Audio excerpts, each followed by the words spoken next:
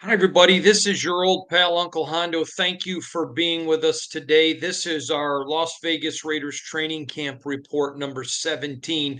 I am your Las Vegas Raiders beat writer for Sports Illustrated and the host of the Las Vegas Raiders Insider podcast. Tomorrow, everybody will be traveling up to Minnesota for the game. Training camp practices are over here in Costa Mesa, but everyone on Friday will be traveling up to the game. I want to Today's podcast is going to be a little bit different. It's all about training camp. I'm going to talk about guys who've had outstanding camps, and then I'm going to talk about some guys that have had disappointing camps. So if I don't mention a guy, here's exactly what you can ascertain from that they are having a camp that meets expectations or relatively close, uh, or either way, maybe a little bit. Maybe you expected X and you get a little bit close, but they didn't really pop as doing anything outstanding as far as consistency. So to be on the outstanding list, you've had to have been consistent, in my opinion, for 90 to 95% of camp. To be a disappointment, it's just guys that were sitting here today wondering, huh? And so those guys can fit anywhere in the middle. So, for example, you're not. We'll just get into it. We're going to start with the person that's had the very best camp, and this is Max Crosby. Every single day, he has been the very best player on the field, offense or defense, the very best, and it's not even close. No one has been able to consistently block him, although he has been blocked. No one has consistently blocked him. He's been dominant from strip sacks for touchdowns to everything else. Max Crosby has been able to do it all, and it's been special to watch with him, and it's been fun to watch with him. He has had an outstanding camp. The next is really super simple. It's Jakobi Meyers. He's been the best offensive player, and it's not even close. Now, in defense of Devontae, he hasn't been here in several days because his wife's having a baby. But even when he was here, Jakobi was the best offensive player on the team. He has looked, um, again, there is a group of elite guys who all look, who have just been the epitome of Pro Bowl types.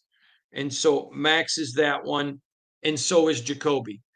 He dropped one pass, and I told you about that one. It was a funny one. But he has just been dominant. Like Max, he's been a coach, he's been a mentor, and he's been a great player. Every day, it's wow, Jakobi. He has been phenomenal. Another guy that I want to talk to you about that's been outstanding, meaning every day, but these guys are all more than outstanding right now. These guys are playing like all pros. Um, is uh, Jack Jones doing everything, absolutely everything. So again, this first group are guys playing like all pros, not just outstanding. These are guys who every day have brought the same. They've just brought them. They're delivering the mail. Jack Jones has looked like a phenomenal. He is doing everything at a high level. He is out there on an island, as is Nate and as is Jakorian Bennett. We'll talk about them later. But he is just playing phenomenal, phenomenal, and playing out of his mind. Raider Nation should be really thrilled about him. The next guy I want to talk about is Robert Spillane. Every single day, playing at an all pro level. I mean, if you think about this, there's not a bunch of them on here, but you got Robert Spillane, Max Crosby, Jakobi Meyers, Jack Jones. These are all guys playing at an all pro level. They're not missing, they're there, they're coaching, counseling, playing. They're not just taking care of themselves, they're playing at a super high level. The next guy that uh, has been phenomenal is Marcus Epps. Moving guys in positions, helping guys, coaching guys. He has just been the oracle of the defensive backfield. The corners, the safeties, everybody. Last year he didn't. Everyone's like, well, how come he didn't have so many stats? It's because he's the quarterback back there, putting everybody in the right spots. Marcus Epps has literally been playing like an old All-Pro. The last guy I want to talk to you about playing at this level is AJ Cole. AJ has just been unbelievable, literally unbelievable. I thought he was the best punter in the NFL last year, and I'm sitting here today and he makes the guy last year look okay. I shared yesterday. He boomed a ball that made me literally think of Ray Guy. Usually you get height, and if you get that height, I mean the extraordinary height, you don't necessarily get the length. And he went so high, and I mean, literally, I thought jets were coming from a California air base to shoot it down because they thought it was a UPA. I mean, it just,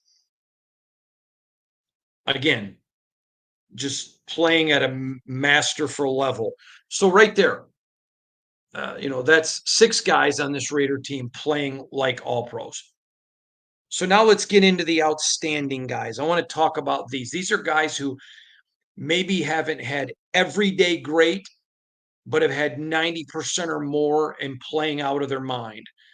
I'm going to start immediately. Isaiah Palomar. This young man has had a great camp. Do I think he's a starter? Not with 2 safeties. Do I think if he keeps playing at this level that he's going to make life interesting for some people? I do. He's still young, extremely talented, always been a very ethereal young man. So always been ethereal, but just kids today use the word chill. I think I know what it means because my kids use it. So if it's a bad word, I don't mean it that way. He's just chill. He's relaxed. He's playing. The game is coming to him. You can tell he's comfortable. He's not overplaying. He has had an outstanding camp. Now remember, the other guys are all pros. These are outstanding camps. Next, Nate Hobbs has had an outstanding camp. Absolutely outstanding camp. Outstanding. And he is making plays. And I said this the other day, and I totally reiterate it to you. I feel bad for Nate Hobbs because Jack Jones is playing at such a high level, and Jakorian Bennett has brought it on. He's playing at such a high level that it's almost easy to overlook Nate. And that's not fair to him. That's not fair to him. So I fully confess that. And just telling you, he's that good. Next, Jakorian Bennett. JB's playing so well, and it makes me look good. And so I appreciate that because that doesn't happen very often. But I preached about him all off season because I know what they thought of him, and he's been outstanding. Jakorian Bennett is a starter. He's locked in there, and he's playing at a level that deserves a ton of praise. When you look at those guys, Trayvon Merrick, Marcus Epps, Isaiah Palomar, Trey Taylor, DCAM, the Raiders have a phenomenal young defensive backfield. Mark Davis is going to be writing some checks. That's it. My kids do that when they'll come up to me, Dad, I need money. Anyways, Mark Davis is going to be standing there writing some checks, handing out cash. And but it's very fun to watch JB and those young guys. Next, Christian Wilkins. Christian Wilkins. Great practices. There's only one or two where he didn't make a ton of plays, but he impacted it. Um, but he's an all pro. We know that about him. He's an all pro. Outstanding camp from him. Next, Adam Butler.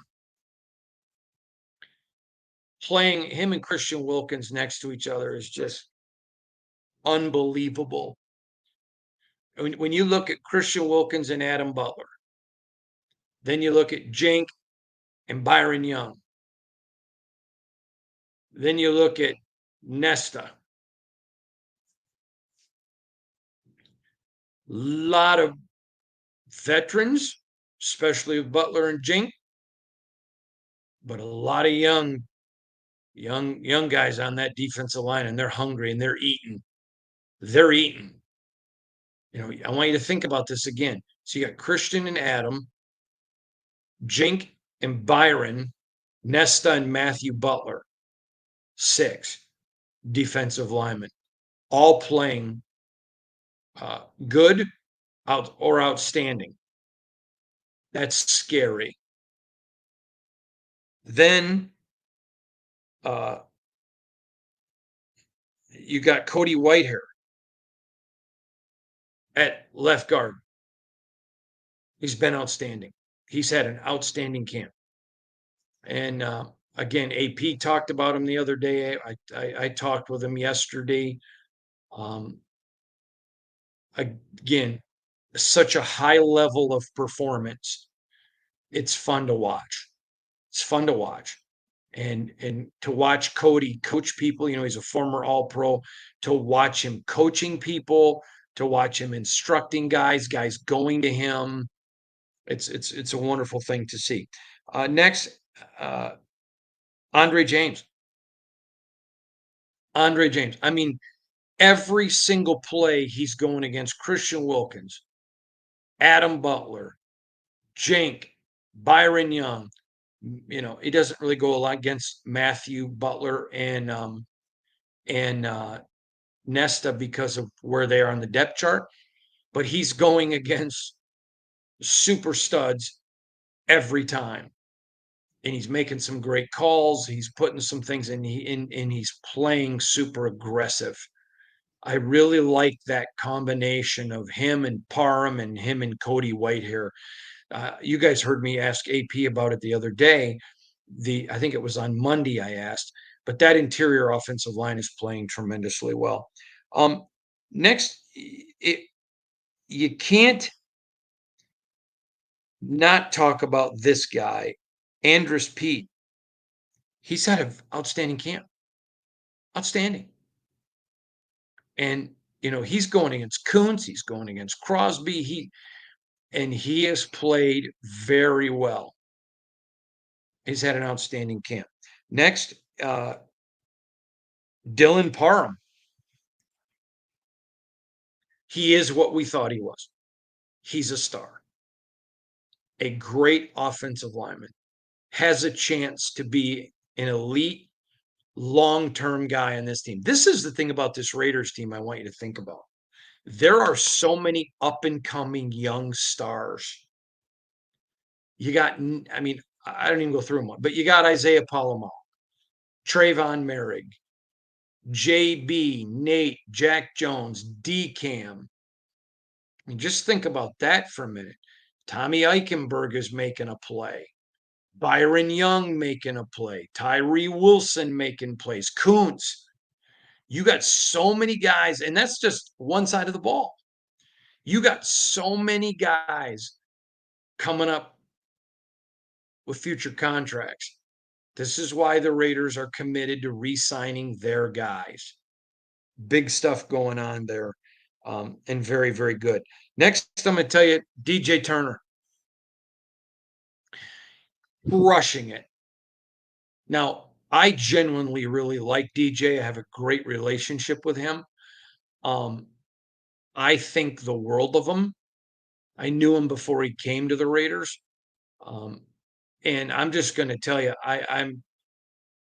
I have such pride in him because of his work ethic. He started last year really coming on, and he has exploded. There is no bubble with him. He's made the roster.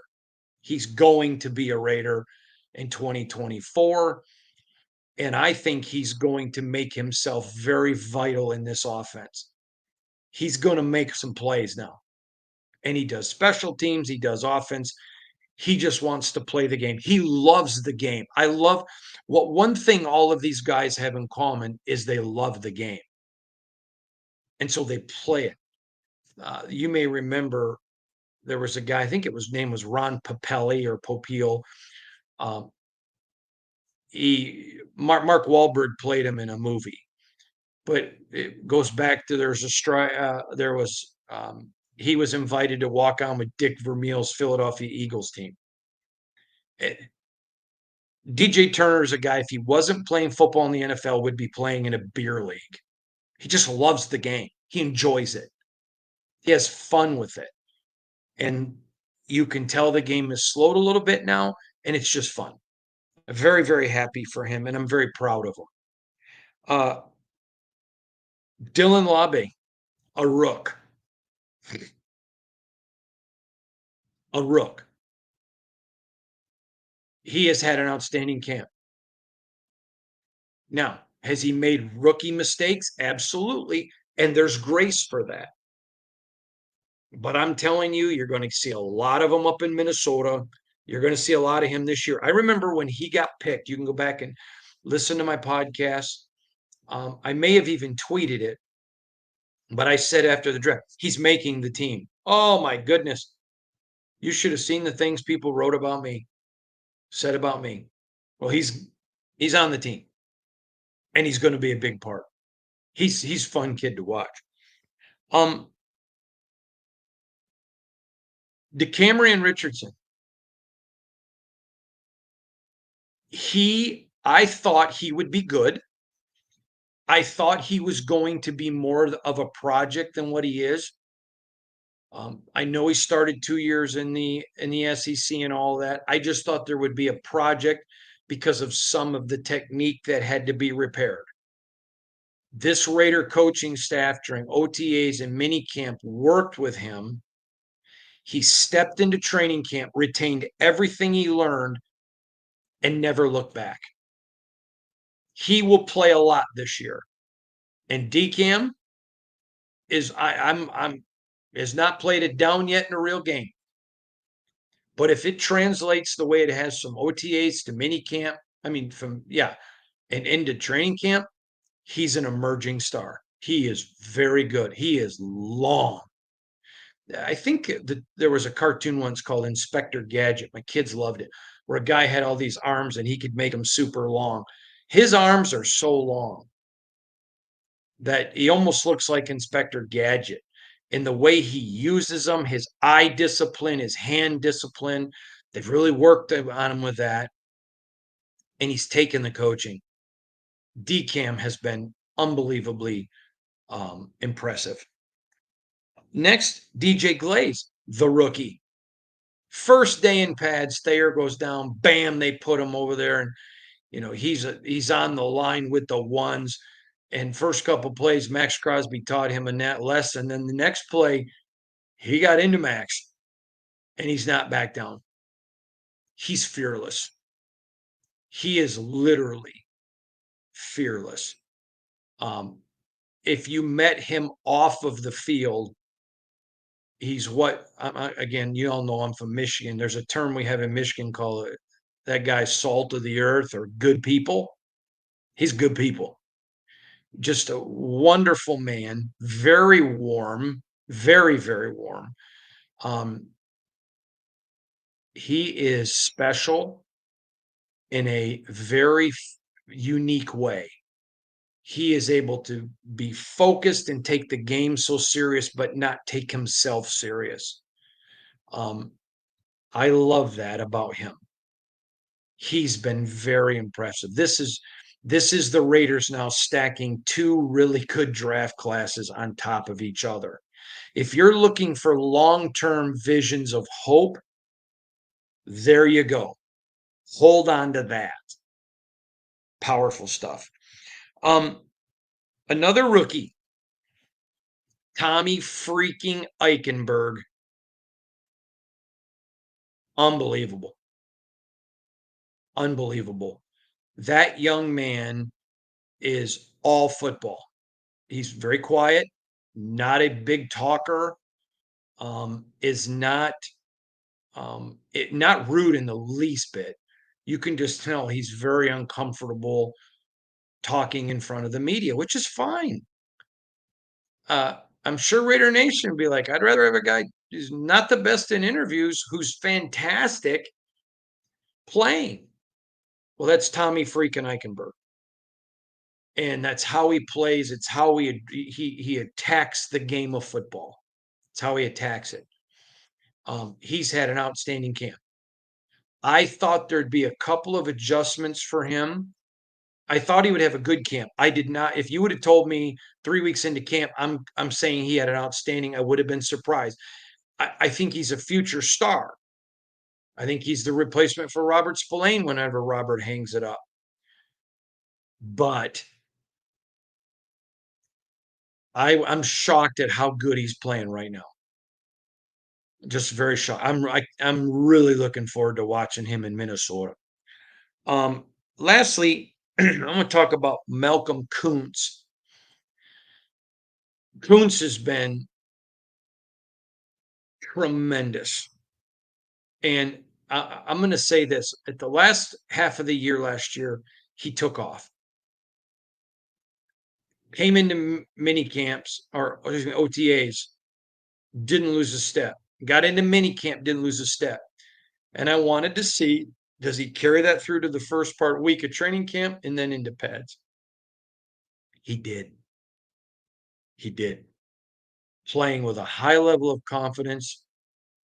He's not Max, but Max is a unicorn. He doesn't have to be Max. He has to be the best Malcolm Kuntz that he can. He spent a lot of time in the backfield, did a lot of disruptions, and he was phenomenal. The last one I want to talk about is Zeus.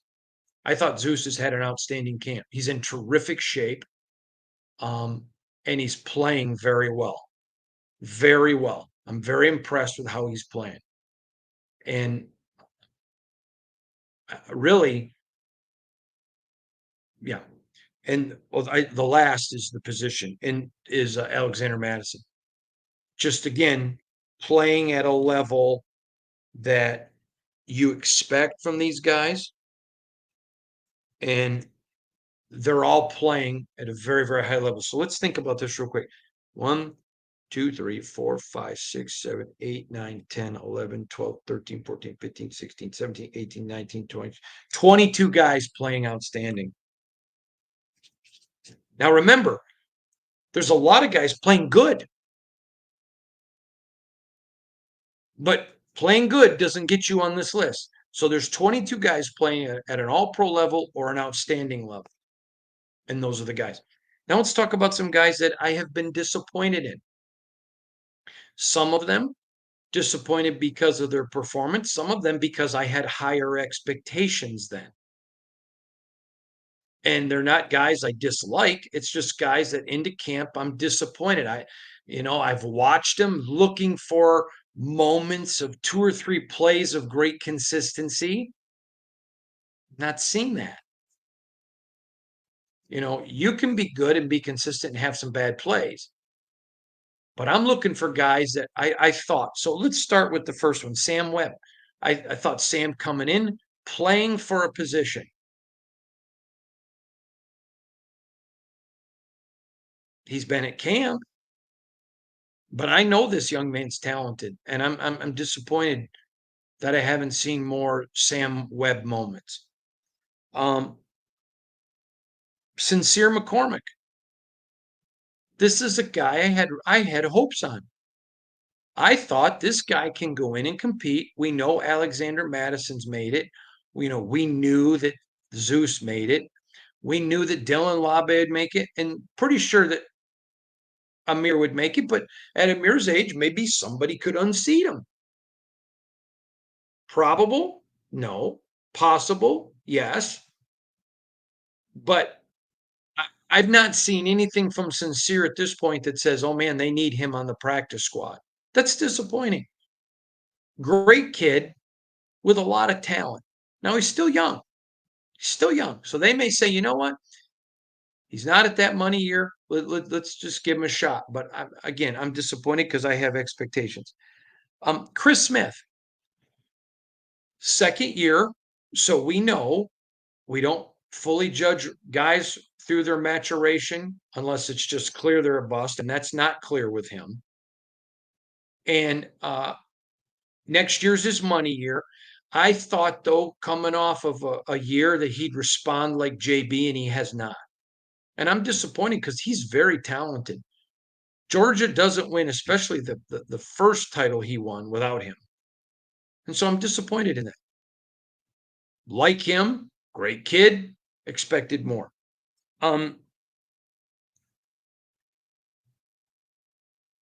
Another one, Amari Burney. Same situation, young kid.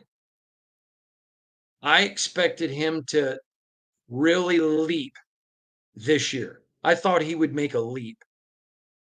And I've watched him make plays, I've watched him miss plays, but there's been, he's there. He's there. And again, young, so I'm not willing to throw the kid away. I'm not saying anything like that. I'm just saying it's disconcerting about that. Um, Another one, and hold with me for a minute.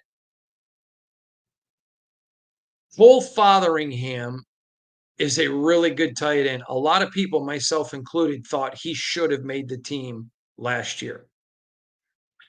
And, he's basically the fourth or fifth tight end.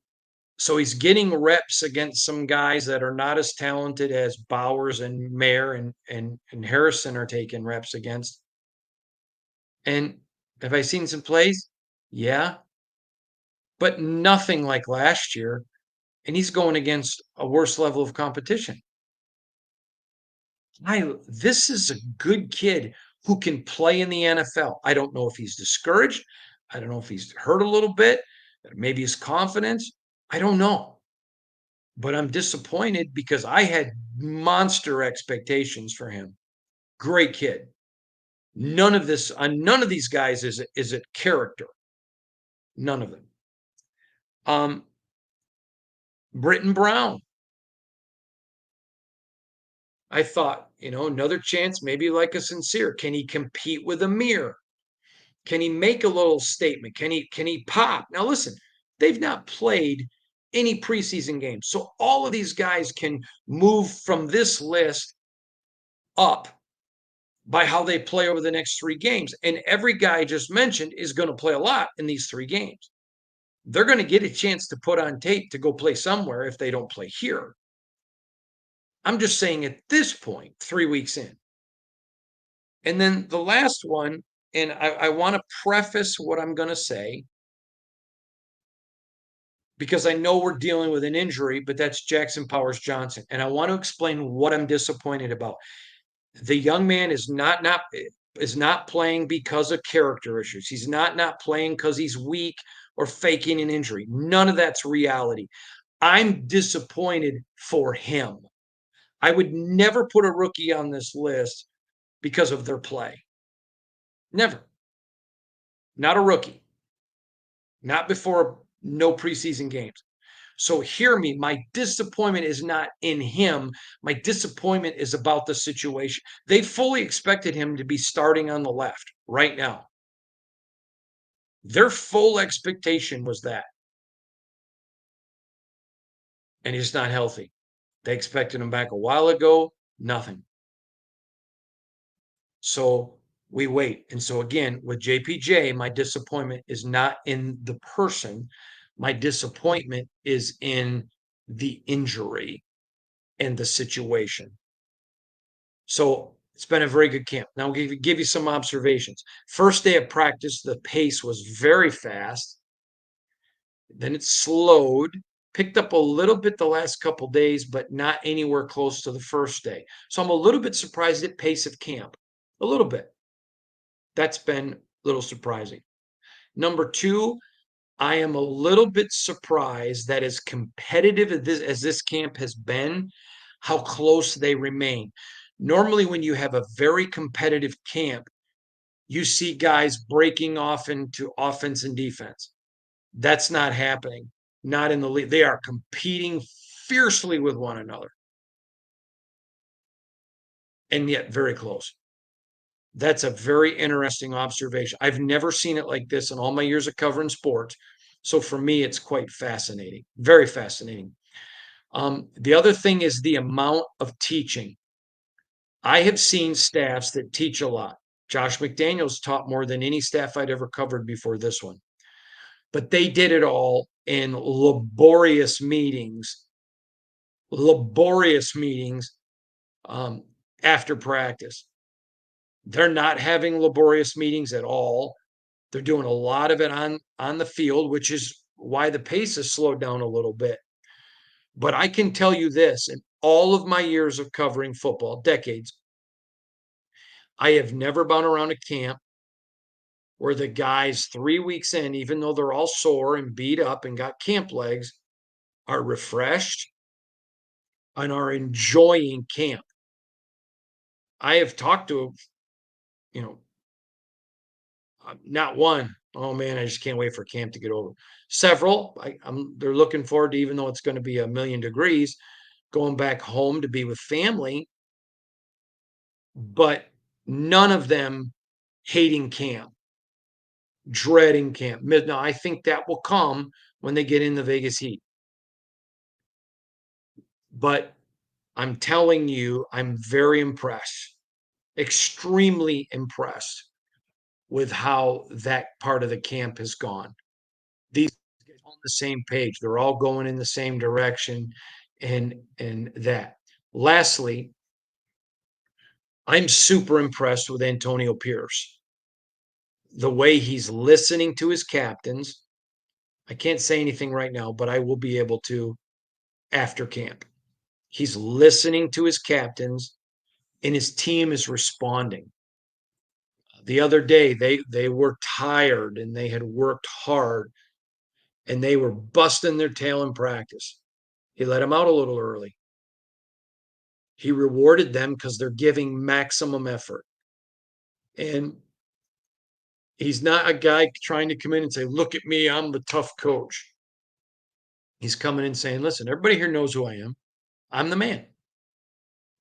I'm the man. But he's saying to his team, but you're my men. And he's listening. I've told you a lot of times, Antonio Pierce is a great listener. He's great. He's great. And he is leading a camp well. I'm very impressed. And you know what? Do I expect the Raiders to get to 10 wins? I do. I'm not listing, and I'm going to go somewhere with this. And I think it's important. This is the last thing I wanted to talk about. I didn't list the quarterbacks as disappointing, but I want to tell you why. Am I disappointed that one of them hasn't emerged or both haven't played better? Absolutely, I am.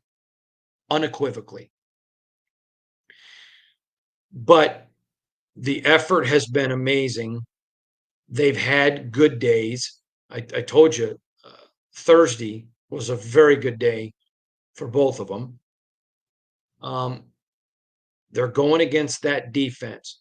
So while they're not on the disappointing list, it certainly is they're on the I need to see more. And I think that's coming.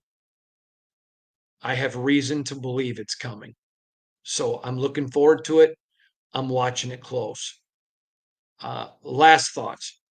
I love training camp in Costa Mesa. I would be thrilled if they came back here next year.